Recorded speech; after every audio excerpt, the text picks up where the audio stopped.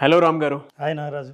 జీవితం చిందరవందరగా వెళ్ళిపోతూ ఉంటుందండి కొంతమందికి. సింపుల్గా చెప్పాలి అని అంటే ఎటైపు వెళ్తుంది, ఏంటి, ఏ విధంగా అవుతుంది అర్థం కాదు. కొన్నిసార్లు అన్నీ క్వశ్చన్ మార్కులే పడిపోతాయి మనకి తెలియకుండానే. కొన్నిసార్లు ఏమవుతుందనంటే మన దగ్గర హైలీ పొటెన్షియల్ ఉన్నా దేనికి పనికి రాకుండా అలానే కూర్చుండిపోతాము. ఎలా అనంటే పలానాది చేద్దాం అనుకున్నా కూడా బేసిక్ నాలెడ్జ్తో పాటు డీప్ సెన్స్ ఉన్నా కూడా దాన్ని చేయలేం. ఓవరాల్గా మాట్లాడాలి అని అంటే అందులో ఉండేటువంటి నన్ను నేను ఏ విధంగా తెలుసుకోవాలి, అంటే నేను ఎందులో బెస్ట్, నేను ఏంటి, నేను ఎందులోకి వెళ్ళాలి అని నన్ను నేను ఎలా తెలుసుకోవాలి, ఎలా వెతుక్కోవాలి.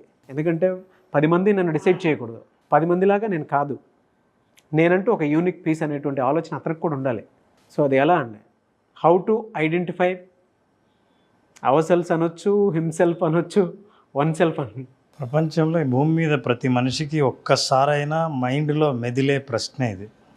ఒక 3 చాలా టఫెస్ట్ థింగ్స్ ఉంటాయంట ఈ భూమి మీద నారాజు. 1 ఉక్కు, 2 వజ్రం, 3వది తన్ను తాను తెలుసుకోవడం. 3 చాలా టఫ్, చాలా కఠినంగా ఉంటాయి. అందుకే మనల్ని మనం తెలుసుకునే ప్రయత్నంలో ఆ జర్నీలో వెళ్తూ ఉంటే ఎంత కఠినంగా ఉంటుందంటే ఇక ఎందుకు అనవసరంగా తెలుసుకోవడం అవసరం అని వెనక్కి వచ్చేయాలనిపిస్తుంది. ఎందుకంటే ఇంటర్నల్గా ఎప్పుడైతే ట్రావెల్ చేశాడో లోపల చాలా విషయాలు, చాలా ఫ్యాక్ట్స్ తెలుస్తుంటాయి. ఈ ఫ్యాక్ట్స్ని డైజెస్ట్ చేసుకోవడం కష్టం.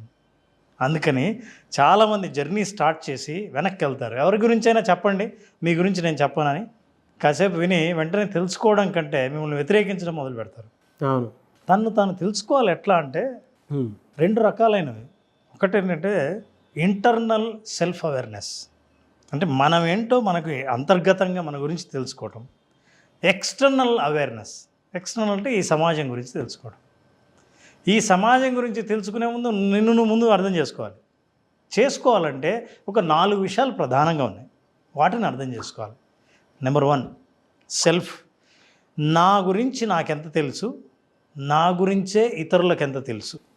అంటే ఇతరులకు నాకు 2 తెలిస్తే అది ఓపెన్ ఏరియా అంటారు. అంటే నేను బహిర్గతంగా బయట అందరికీ ధైర్యంగా చెప్పుకోదగిన నేను, వాళ్ళకు కూడా నా గురించి తెలిసినా పర్వాలేదని అనుకున్న నేను ఎంత శాతం ఉంది.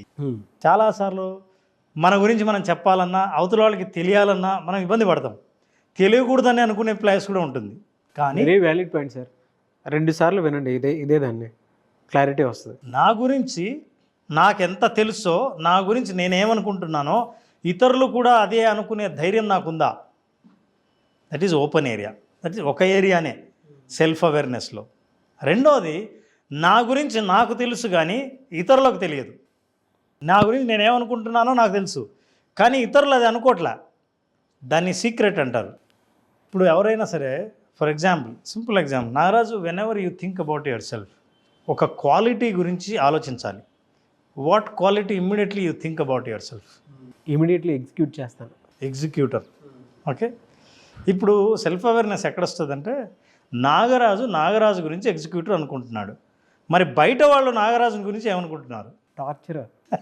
చెప్తున్నాను కదా, ఆ ఎగ్జిక్యూట్ చేసే ప్రాసెస్లోనే టార్చర్ చూపిస్తాడు అనుకుంటా. అంటే అందులో మీరు కూడా ఉన్నారు అనుకోండి, ఇదే నిజం. సో ఇది సెల్ఫ్ అవేర్నెస్. పక్కా అవేర్నెస్ ఉందని అర్థం, కానీ నిజమే కానక్కర్లేదు.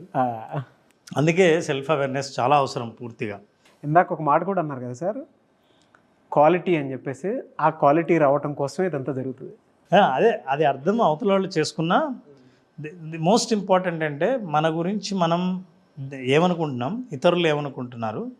2వది అయితే ఇంకోటి, మనకు అవతల వాళ్ళకి తెలిసింది మనకు తెలియంది ఏంటి.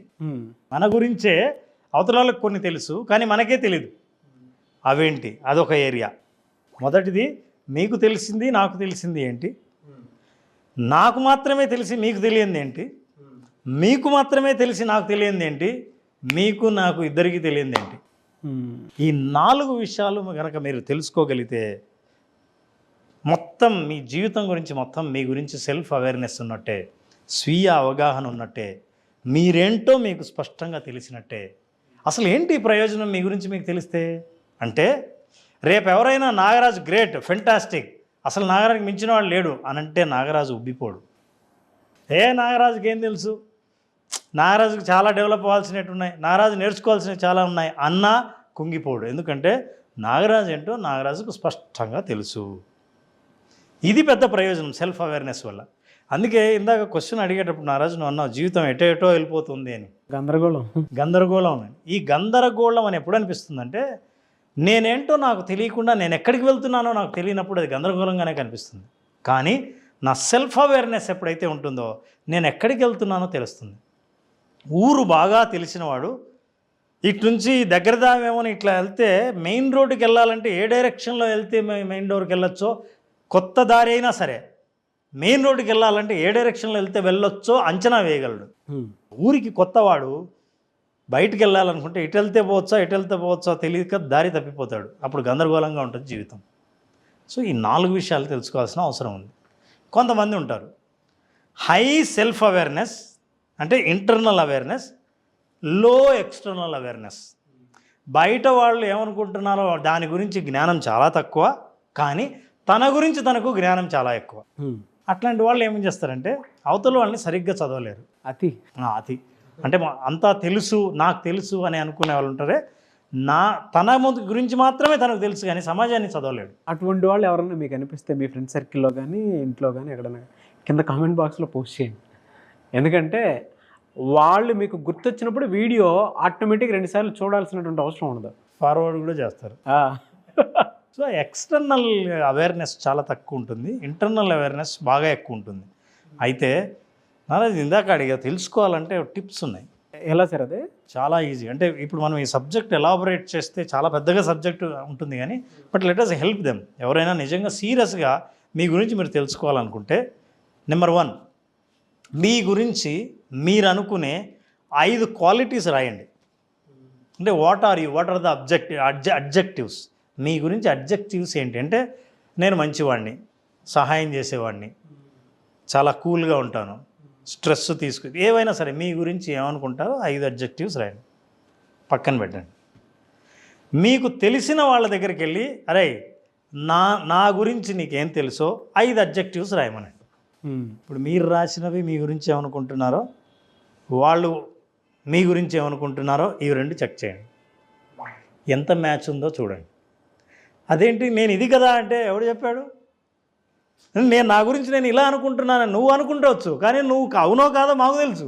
యాక్టివిటీ బాగుంది సార్. ఈ యాక్టివిటీ చేయడం మొదలు పెడితే దీని తర్వాత నెక్స్ట్ లెవెల్ ఉంది.